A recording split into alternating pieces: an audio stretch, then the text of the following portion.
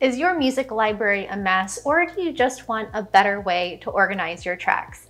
I'm KIQI. I've been DJing for the past 5 years, and I've had professional DJs looking over my shoulder at my Rekordbox asking me how I organize my music. So in this video, I'm gonna share with you how I organize my tracks, and hopefully it can help you stay organized too.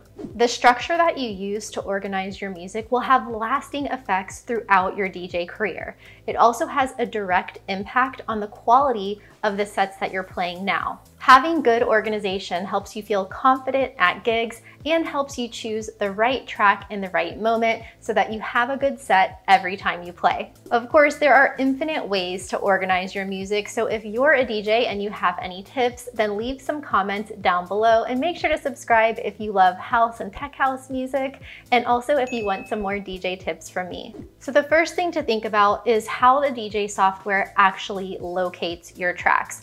So there is a file path from where you store your music to how you have it organized in your Rekordbox or Serato software. I use Rekordbox, so I'm gonna go with that for this video, but you can apply these same techniques to Serato or any other type of organizational system you use. You wanna get it right from the beginning, because if you ever need to rearrange your music on your computer, you're going to have to then rearrange everything in your DJ software, and that's gonna be a big hassle and take a lot of time. So what this guy taught me to do was to create a single folder called DJ tracks in your music folder on your computer, and then to separate those tracks by genre. So I have one folder for DJ tracks, and then inside that folder, I have all of my folders by genre. When it comes to house music, there's so many different types of house music that I decided to go ahead and put those into subfolders under one main folder, house. So if there's a certain genre of music that you play a lot of different types of that music, you might want to consider putting those tracks into subfolders from a main genre folder. Likewise, if there is a genre of music that you play all of the time, you want to make sure that it's in its own folder. For example, I wish that I had melodic house music back in the house music folder, because I don't really play melodic house that much. But likewise, I wish I had a separate folder for minimal tracks and a separate folder for deep tech tracks, because that is the genre that I play the most. And right now it's all combined into one folder. You might also want to have different folders for DJ tools, acapellas, things like that. So you can, customize this to your own needs. Another tip that this guy taught me that really comes in handy is to organize the tracks by the genre that it sounds like to you, and not necessarily the genre that it's tagged as. So if you're not sure about a track, you can always look it up on SoundCloud. You can see what tags the producer has there. You can look it up on Beatport or any other type of website where you buy music, and you can categorize it that way. But what happens if you download a track and it says melodic house, but you really think it sounds like techno? You want to put it in your techno folder, or if you have a lot of different subfolders of different subgenres of techno, you want to put it in the folder where you'll be able to find it. So oftentimes I'll find a track that is labeled as house music or electronic music, but to me it sounds like organic house, or it sounds like tech house, or it sounds like minimal or electronica to me. And so I will organize those tracks to the way that I perceive the song, and not necessarily the way the record label has it tagged or what the producer says that it is, because it's all subjective. And the purpose of having your music organized this way is so that you can find it quickly and easily, and you don't want to have a track that you really love sitting in the wrong folder that you're never going to look in. This also happens if you download music that's from compilations, and they just have every track on the compilation tagged as house music when there's like 10 different genres there. So it's whatever is going to be easiest for you, but this tip really helps me a lot, because I often find that my ears disagree with what the track says.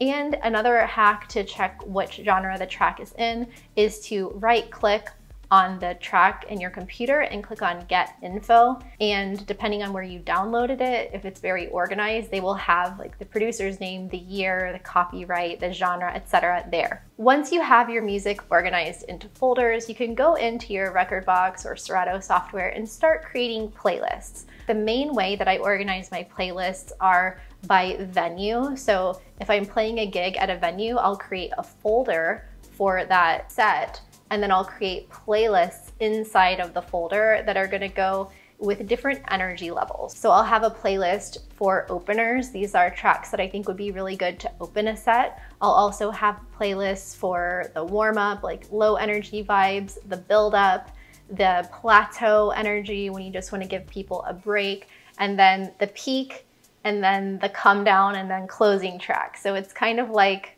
whichever way you want to go: open, warm up, build up, plateau, peak, come down, close. Yes.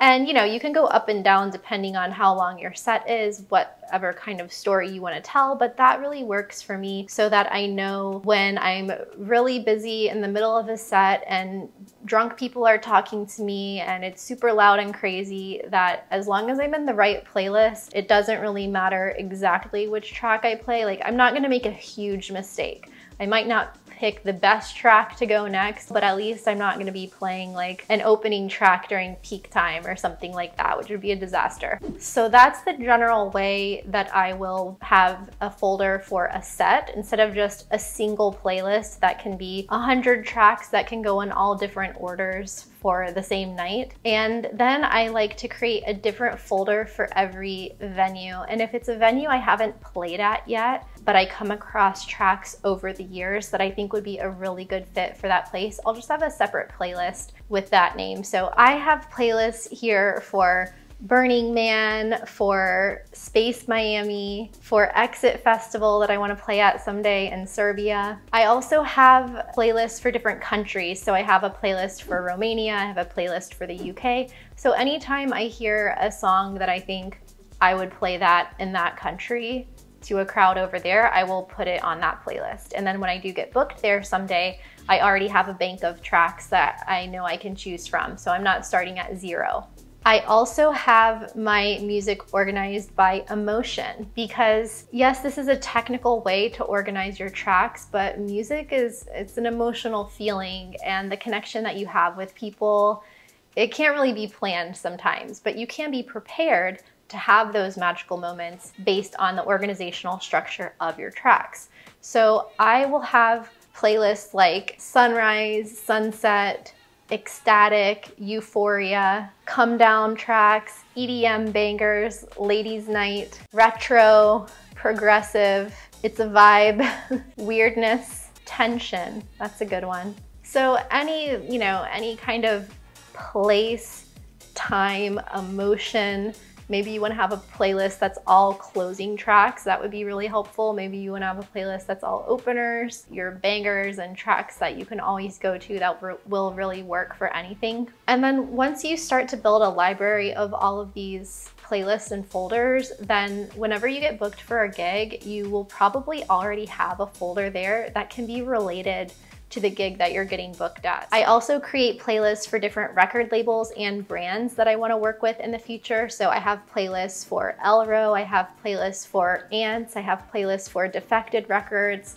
So that's a really good practice as well, because sometimes when you get a booking, you don't have much time to prepare. It can be super last minute, and you want to be able to say yes confidently to any gig that comes your way. I love mixed and key and I use it all the time, but there also can be moments where the keys don't match, but you know those songs are going to go together anyway, so don't hold back if that's the case. The only thing I don't like about mixed and key is because it takes up the comment section of your tracks in Rekordbox, then that's an easy way to sort your tracks by the comment, but then you can't put anything else in the comments like opener or banger or whatever you want to put there. So that's my only qualm with that. But if you use the other system of organizing by energy and organizing by venue and atmosphere, then you shouldn't really need that anyway. Another thing I rely on is the rating system, and everyone has different ways of rating their tracks. I've tended to go also on an energy rating, so 1 being low energy or opening tracks, with 5 being your bangers. If I have a track that's ranked as a 3, I know that it's like a good solid in-between track. It's not gonna make people go crazy, but it's just a dependable track that I can go to if I wanna maintain the groove and maintain the energy A 4 is a track that I really like and has high energy. I hardly ever give tracks a 5-star rating, but if I do, I know that it's one of my favorite tracks and also has high energy. The tracks that I give a 2-star rating to are tracks that basically mean tread with caution. It means that this track might not work. Double check it before you play it and make sure it's a good fit. It's gonna be lower energy, and it's something that you wouldn't want to play accidentally. You would want to still use it in certain sets, but use it sparingly. I hope this video helps you organize your music better. If you have any other tips and comments, then drop them in the comments below. Subscribe if you're new here, and check out these videos next for more tips on how I play and my newest DJ set.